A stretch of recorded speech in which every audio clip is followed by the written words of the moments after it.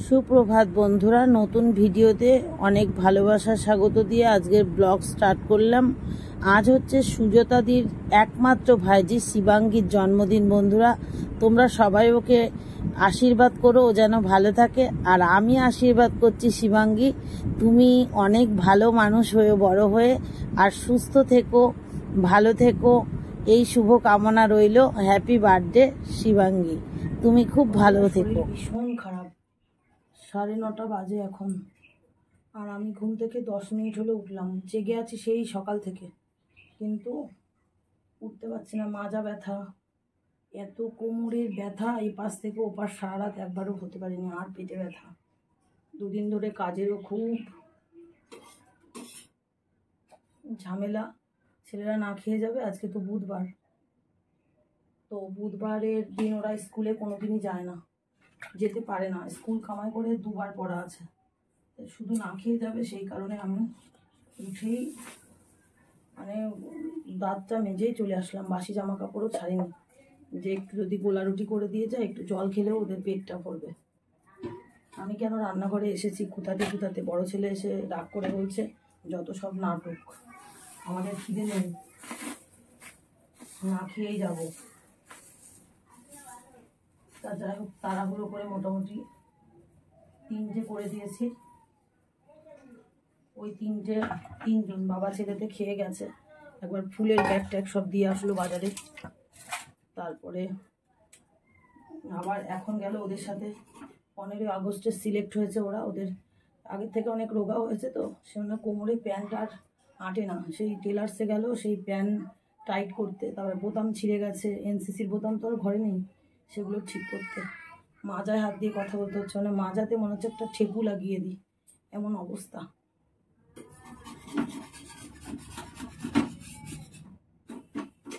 তা সেই দেখো, এই রুটিগুলো কিন্তু খারাপ হচ্ছে না, তেজ করে খেয়ে গেল না। বললাম ফ্রিজে আম আছে, একটু আমটা কুচিয়ে নিয়ে খেয়ে যা। একটা করে খেয়ে গেল, ওর বাবাকে নিয়ে গেল। ওর বাবা আবার এসে আমাকে ডাক্তারের কাছে নিয়ে যাবে বললো, রেডি হও। সেই লোকটার শান্তি নেই। সেই লোকটা ভোরবেলায় উঠেছে, উঠে সেই শ্বশুর বাড়ি থেকে এসছে, সেই জামা কাপড় তো ধোয়া হয়নি। কালকে সারাদিন আমি পঞ্চায়েতের কাজে ব্যস্ত ছিলাম, ধুতে পারিনি, গন্ধ হয়ে গেছে। সেগুলো সব ভিজিয়ে কেচে ধুয়ে মেলে দিয়ে গেছে, বাসি কাজ ছেড়েছে। এবার আমি ভাবলাম একটু সকালের খাওয়াটার যোগান যদি দিতে পারি। আবার আমার আজকে ডিউটি আছে, আমি স্যারকে বলে ছুটি নিয়ে নিলাম, সম্ভব না, কিন্তু যা কাজ আবার যেতেও হবে। স্যার বলছে দেখুন এক্ষুনি ডাক্তারের কাছে যান, যদি সুস্থ হয়ে যান তাহলে অবশ্যই জেএন ফিল্ডে। কি করি, কোথায় যাই কিছু বুঝি না। চলো, এই 3টে আবার এক্সট্রা হয়ে গেল। নইলো আমিও একটু গুছিয়ে গাছিয়ে নিই, ডাক্তারের কাছ থেকে আসি, পরে তোমাদের সাথে আবার কথা বলবো। বন্ধুরা, ভারী শরীর খারাপ, এত শরীর খারাপ ভালো লাগে না। চলো, 2টো ডিম সিদ্ধ দিয়ে দিলাম বরমশাইয়ের জন্য, ও তো খাবে না, খালি খালি একটা খাই, 2টোই দিলাম। তবু কালকের কুমড়োর তরকারি ছিল, একটু গরম করে ঝুড়ি দিয়ে ঢেকে রাখলাম। বন্ধুরা দেখো, 10টা বেজে গেছে, তারপরে ওর খাবার দিলাম। মুড়ি খাচ্ছে, বারবার এই পাশে আসছে যাচ্ছে। ওরাও সকাল থেকে খুব ব্যস্ত, তাই দিতে ভুলে গেছে। আমি দিলাম। পেরু রে, পেরু, এই একভাবে খেয়ে যাচ্ছে, ও কারোর ডাক শুনছে না, খিদে পেয়েছে না।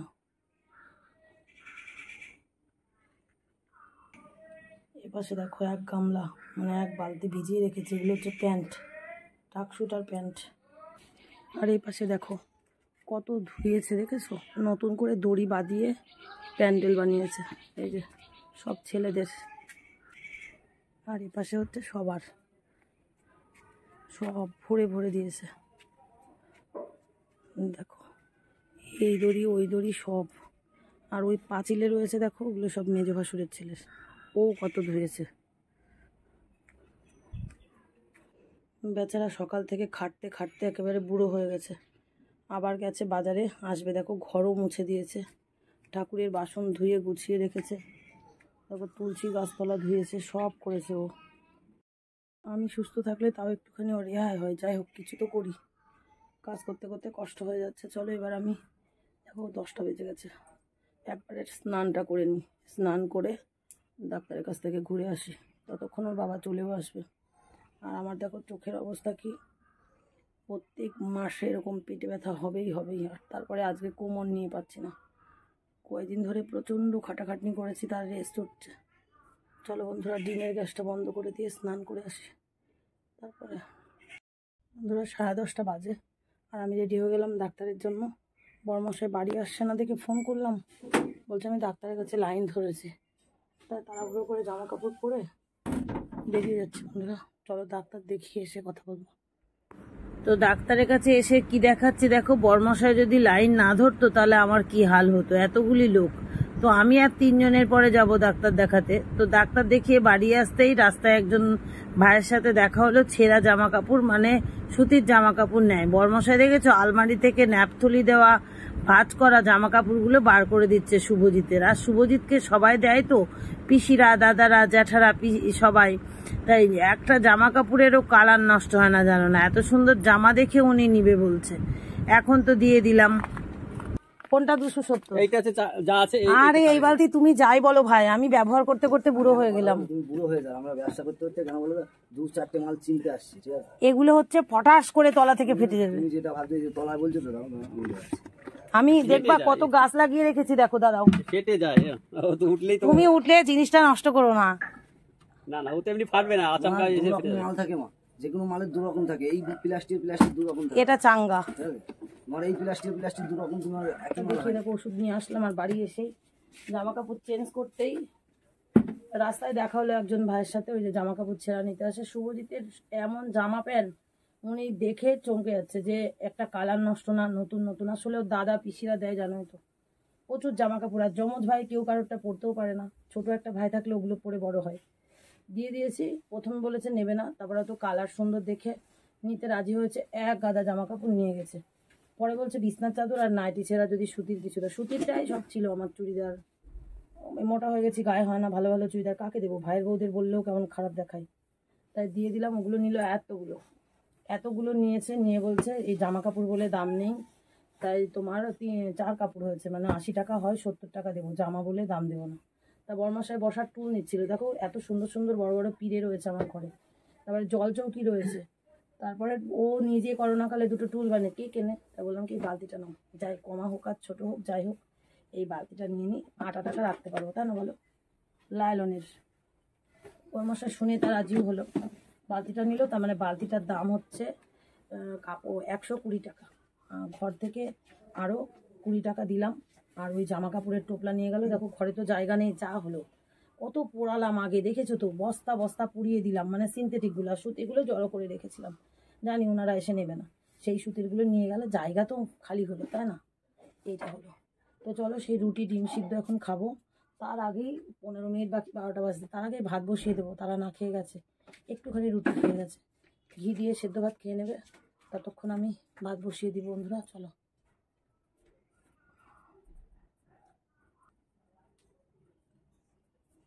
ভাতটা হলেও চিন্তা কম, আমি খেয়ে ওষুধ খেয়ে নিই। ওর দোকান থেকে, ডাক্তারের দোকান থেকে ওষুধ 1 ডোজ দিয়ে দিয়েছে, বলেছে খেয়ে কিছু খেতে। আমি ভাবছি কি বড়মশাইয়ের সাইকেলে চেপে যাবো, মাজা যন্ত্রণা, কোমর যন্ত্রণা। ও মা, ও যে লাইন ধরেছে, আবার সাইকেল চালিয়ে কষ্ট করে গেলাম, কারণ 2বার অটো পাল্টাতে হবে। খালি খালি ওই 40 টাকা নষ্ট করে কি হবে, তাই কষ্ট করে একটু সাইকেল চালিয়েই দিলাম। বাজারও নিয়ে আসলো বড়মশাই, পটল, আলু, মিষ্টি কুমড়ো সব ওখানে রেখেছে। এর মধ্যে ফুল চলে আসলো, আবার ফুল আনতে গেল, রাস্তায় রেখে দিয়ে চলে গেছে ভ্যান দাদা। চলো আমি একটু ওকে সাহায্য করে দিয়ে আসি।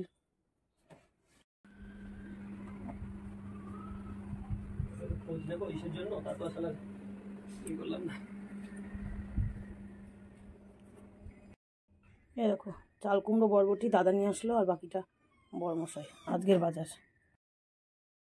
তো বন্ধুরা তাড়াহুড়ো করে ভাত বসিয়ে দিলাম শুভজিতের জন্য। তো ভাত হয়েও গেছে, ভাজা হয়ে গেছে। ইতিমধ্যে দাদা নিয়ে আসলো মাছ ধুয়ে ফ্রিজে ওর বাবা স্টোর করে দিল। আর শরীর খারাপ অবস্থায় এত কাজ করবো, বকাও দিচ্ছে, শুধু লোটে মাছটা রান্না করছি। দেখো তবু মশলা ছেলেরা ওর বাবা সব গুছিয়ে দিয়েছে, মশলা কষিয়ে লোটে মাছ দিয়ে দিলাম। আর ওই পাশে দেখো দেখতে কি বাজে লাগছে, এটা হচ্ছে বরবটি বাটা। বরবটিটা বসিয়েছি, হলুদ কিছু দিইনি, কেন বারবার হচ্ছে যে লেগে যাবে, তার জন্য পরে হলুদ দেবো। আর এতক্ষণে দেখো শরীর খারাপ হলেও আমাদের বাড়ি একটু ভাগে ভাগে না হলে হয় না। হচ্ছে যে এই যে তোমার নিরামিষ তরকারি সব রকম দিয়ে একটা, কালকে শাক ভাজা করেছিলাম, বেঁচে গেছিলো, সেই শাকটা আবার ভাজলাম, শুকনো লঙ্কা ভাজলাম। আর এই পাশে হচ্ছে মাছ ভাজা, মানে কাতলা মাছ নিয়ে এসেছে, সেই কাতলার সবার 1 পিস করে ভাজা, আর চাল কুমড়ো মাছের মাথা দিয়ে। এই হচ্ছে আপডেট। আর এই যে ভাত, আম কেটেছে, সবাই খেয়েছে, কিন্তু আমি খাওয়ার মৌকা পাইনি, পরে খাবো তাই ঢেকে রেখেছি। চলো, খুব ঘেমে গেছি, এই অবস্থাতেই চললাম, পরে দেখা হবে আবার। খেয়ে একটু সুস্থ হলাম আর সবাইকে খেতে টেতে দিয়ে আমি আবার ডিউটিতে বেরোলাম।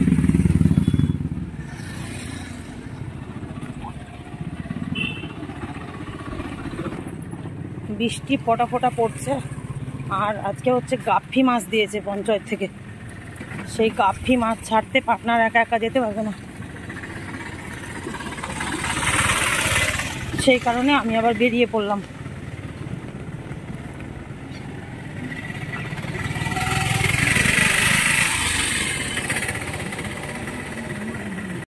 খুব জোরে শব্দ হচ্ছে ওপাশ থেকে, শো শো করে বৃষ্টি আসছে। হ্যাঁ, মানে এতক্ষণ রামচন্দ্রপুরের দিকে হচ্ছিল, পার্টনার গাড়ি নিয়ে আসতে পারছে না, বলছে এক জায়গায় দাঁড়িয়েছে, আর সেই বৃষ্টিটা এখন এইদিকে চলে এলো।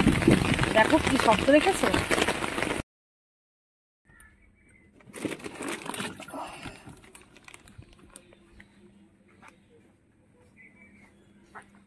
তার জন্য রেখে দিই।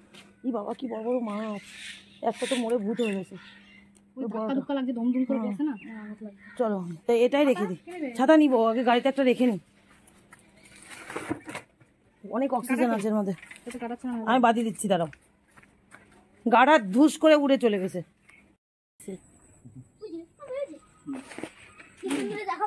দাদা দেখতে পাচ্ছেন? ই দেখ, এবার নি তাকাও, একটু দেখেছো কি ভাল লাগছে।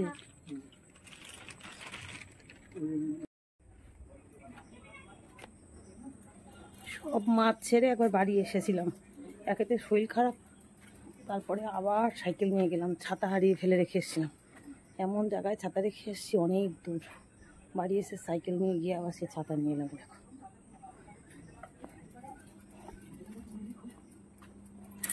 সাইকেলে খুব কাদা, কি করবো, তুলে দেবো? হ্যাঁ পেয়েছি, আমি জানি ওইখানেই আছে, কারণ অনেক কাদা পেরিয়ে মোটরসাইকেল নিয়ে ওই পাড়ায় ঢুকা যায় না, নালে তো আবার যাওয়ার সময় যেতাম। পেয়েছি, সাইকেল তুললাম না। আমার ওয়ার্ডে জিনিস পড়ে থাকলে আমি পাবো সেটুকু আমি জানি, বলছে আমরা দেখিনি দিদি, বৃষ্টির মধ্যে বাইরে বেরোনি। আরে দেখো, এত মাছ দিয়ে পারিনি এখনো, দুটো সংসারে কাজ করি, একটা ওয়ার্ড কমপ্লিট করে এসছি, আর কালকে সকালে আর একটা ওয়ার্ডের বাড়ি দিয়ে আসবো। বৃষ্টির যা ছিঁড়ি, বড় মশাই মোজা পরে রাস্তায় নামতেও পারবে না, সেজন্য আমি জামা কাপড় ছেড়ে এই যে পাশের বাড়ির জবা গাছ থেকে আছে তাই ছোটাগুলো দিতে যাচ্ছে। চোখের দিকে তাকালে বোঝা যায় যে রোগের কি বিস্তার হয়েছে, কিন্তু উপায় নেই, কাজ করতেই হবে।